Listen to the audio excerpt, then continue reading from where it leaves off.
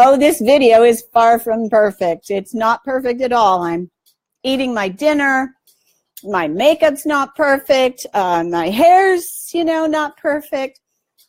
And what I want to highlight is, if we wait for everything to be perfect, my dog to not be drinking water, my cats not to be running around, the traffic noise to be settled down, I would never make a video.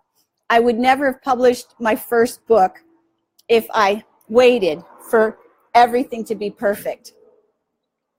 So here's the thing about perfection.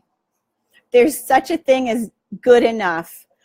And when we strive to be perfect, we can't help but miss the mark, because we aren't perfect.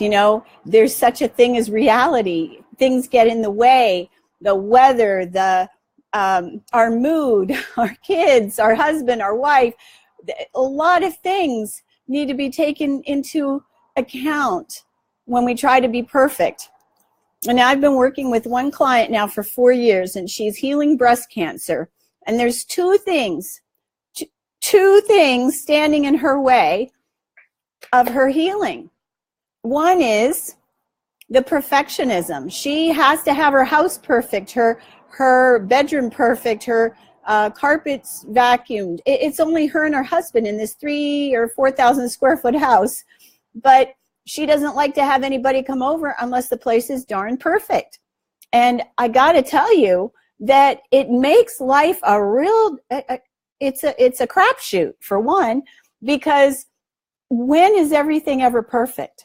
You put your Christmas tree up and the cat climbs up and knocks it down, and it's far from perfect. Or maybe like me, I was busy trying to record something this morning, and I'm making my breakfast, and guess what happened? My breakfast got burned. So here, when we're trying to do too many things at one time, nothing ends up being perfect. So number one, do one thing at a time. Don't multitask. And that's one thing that, I had to eat, and I had to get something done for You Wealth Revolution, which, by the way, I'm going to be on Wednesday the 14th, 1 o'clock, 4 o'clock Eastern. So perfection, if you have a book to write, if you have animals, if you maybe you won't get animals because you want your house to be perfect. Well, you're missing out. Oh, thanks, Helen. She says, oh, this video is perfect. Thanks. So I have a house full of animals, and it's really hard for my house to stay clean and tidy. I can vacuum tomorrow, vacuum yesterday, and then the next day there's hair everywhere. So there's a lot of different things that we miss out on when we're trying to be perfect, like a lot of joy. There's so many things that we can do. And like, for example, when I dance, I am not a dancer. I'm a white woman. I told my editor, I said, I'm not a good dancer. And he said, well, you're Ukrainian and Celtic. He says, you've got the natural thing. Well, I don't know about that, but I love to dance. Does it preclude me from dancing because I'm not a great dancer? Heck no. Will I sing karaoke? I love to do it. Am I a good singer? No, I'm not. But, if I'm going to a concert, which I am, I'm going to go see Billy Idol in Palm Springs or Palm Desert in May. I'm going to be up dancing, and I won't care who sees me. So perfectionism will stop you from joy. Perfectionism will get in the way of you writing your book or releasing your book. Perfectionism will stop you from horseback riding because, I'm not a great rider. Perfectionism will stop you from dancing. And you know what? Live each day like it's your last and enjoy it, and stop trying to be so darn perfect. Do your best and know that there's such a thing as good enough. And speaking of good enough, I decided today that I'm taking all the scientific data out of my new book, Happy Anywhere, and I'm going to put it on my blog, because I don't think you want all that science, and if you want it, you can read it on my blog. So it's going to shorten the book because I want people with short attention spans to read this book. Happy Anywhere will be out really soon. So does anyone have a question about perfection?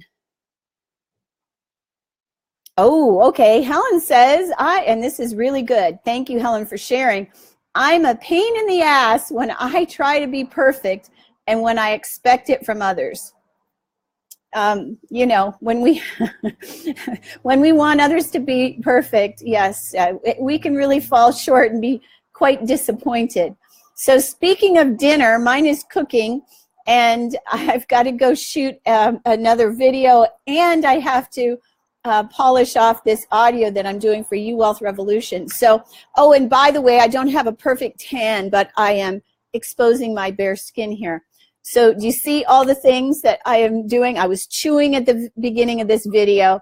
The lighting might not be perfect. There's traffic out there. So I just want to remind you, we aren't perfect, and you will stop yourself. You'll be in that, I can't do it because it's not perfect. I can't release this because it's not perfect. I don't want to do that because I'm not perfect. I don't want to go out on a date with somebody because I'm not perfect. You will stop yourself from having joy. You will stop yourself from having happiness. When I let go of perfectionism, so much in my life changed. Let's see. Hi, Anthony. How are you? Are you perfect? I think we're all perfect the way we are. And here's the thing about perfection. When we love ourselves, we want to do our best, but perfectionism isn't the goal. So there's a difference between being the best you that you can be, taking care of yourself at the same time, doing your best versus trying to be perfect. So, oh, Anthony says he's perfect. Well, that's perfect, Anthony.